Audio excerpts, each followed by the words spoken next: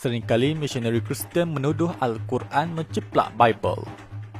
Adapun satu fakta menarik untuk dibincangkan sekaligus menyanggah tuduhan ini adalah isu penggunaan gelaran Fir'aun antara Al-Quran dan Bible.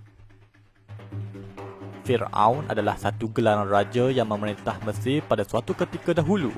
Perkataan Fir'aun bermaksud Great House dari perkataan Pharaoh.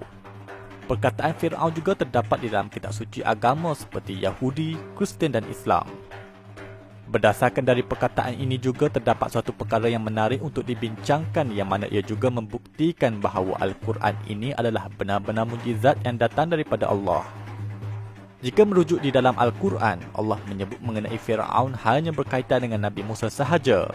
Manakala jika dirujuk di dalam Bible, perkataan Fir'aun juga kerap kali digunakan kepada pemerintahan Raja Mesir sama ada pada zaman Nabi Yusuf dan Nabi Ibrahim yang merupakan zaman yang jauh sebelum dari zaman Nabi Musa. Antaranya Bible menyebut, "And Pharaoh called Abraham and said," dalam Genesis bab 12 ayat 18. Dan pada ayat yang lain, "Then Pharaoh sent and called Joseph," dalam buku Genesis bab 41 ayat 14. Pada zaman Nabi Musa sudah tentu Bible juga memakai perkataan Fir'aun kepada Raja Mesir. Akan tetapi jika dirujuk di dalam Al-Quran, ketika Allah menceritakan tentang Raja Mesir pada zaman Nabi Yusuf, Allah tidak memakai kalimat Fir'aun seperti Bible, tetapi ia digunakan kalimah Malik, yakni Raja Mesir. Seperti mana firman Allah di dalam Al-Quran yang bermaksud, "Dan apabila mendengar tafsiran itu, berkatalah Raja Mesir, bawalah dia kepadaku.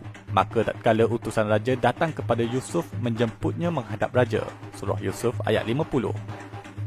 Al-Quran tidak memakai perkataan Fir'aun untuk merujuk kepada raja pada zaman Nabi Yusuf seperti mana kisah Nabi Musa. Jika kisah Nabi Musa, Allah sinonimkan pula dengan perkataan Fir'aun merujuk Raja Mesir. Ini menimbulkan satu perbincangan yang menarik. Menurut kajian yang dilakukan oleh Egyptologis terhadap sejarah Mesir kuno, mereka mendapati gelaran Fir'aun kepada raja-raja Mesir mula digunakan pada zaman Kerajaan Baru atau New Kingdom pada tahun 1570 hingga 1069 sebelum Masihi. Ia adalah era paling popular dalam sejarah Mesir yang memberi pengaruh kepada kajian zaman sekarang kerana ramai raja yang hebat dan terkenal pada dinasti ke-18 seperti Hatshepsut, Thutmosis III, Amenhotep III, Akhenaten dan isterinya Nefertiti dan Tutankhamun. Manakala dinasti ke-19 terkenal Fir'aun seperti Seti pertama, Ramses II atau The Great dan Marnebtah. Dan dinasti ke-20 pula terkenal seperti Fir'aun Ramses III. Ketiga-tiga dinasti ini adalah termasuk di dalam Kerajaan Baru atau New Kingdom ini. Para penguasa Mesir pada zaman ini dikenali sebagai gelaran Fir'aun yang bermaksud rumah besar atau juga sebagai kediaman diraja. Manakala sebelum dari Kerajaan Baru atau New Kingdom, Kerajaan Mesir tidak menggelarkan raja mereka dengan nama Fir'aun. Oleh itu, gelaran Fir'aun mula digunakan sekitar tahun 1570 sebelum Masihi hingga 1069 sebelum Masihi. Fakta ini menunjukkan bahawa perkataan Fir'aun bukanlah gelaran yang sinonim digunakan sepanjang zaman pemerintahan Mesir. Oleh itu, terselahlah hikmah mengapa Al-Quran tidak memakai gelaran Fir'aun kepada raja zaman Nabi Yusuf. Ini kerana zaman Nabi Yusuf lebih awal dari zaman Nabi Musa. Mengikut kajian biblikal, mereka menganggarkan Nabi Yusuf hidup di sekitar 1898 sebelum Masihi hingga 1806 sebelum Masihi. Oleh itu, pada zaman ini gelaran Fir'aun mula lagi digunakan oleh masyarakat Mesir. Raja mereka hanya dianggap sebagai raja tanpa gelaran spesifik terhadapnya.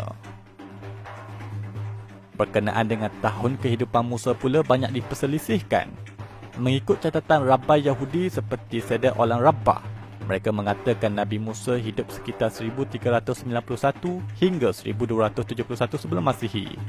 Manakala menurut penterjemah Bible, yakni Jerome, menganggarkan ia sekitar 1592 sebelum Masihi.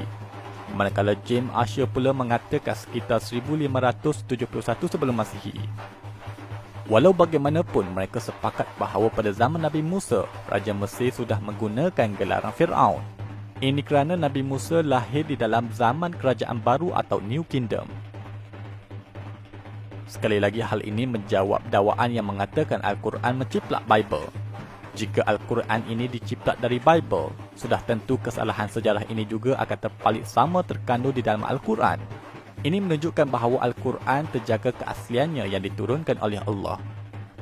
Benarlah firman Allah di dalam Al-Quran. نزل عليك الكتاب بالحق مصدقا لما بين يديه وأنزل التوراة والإنجيل الحليم العظيم الغفور الشكور العلي الكبير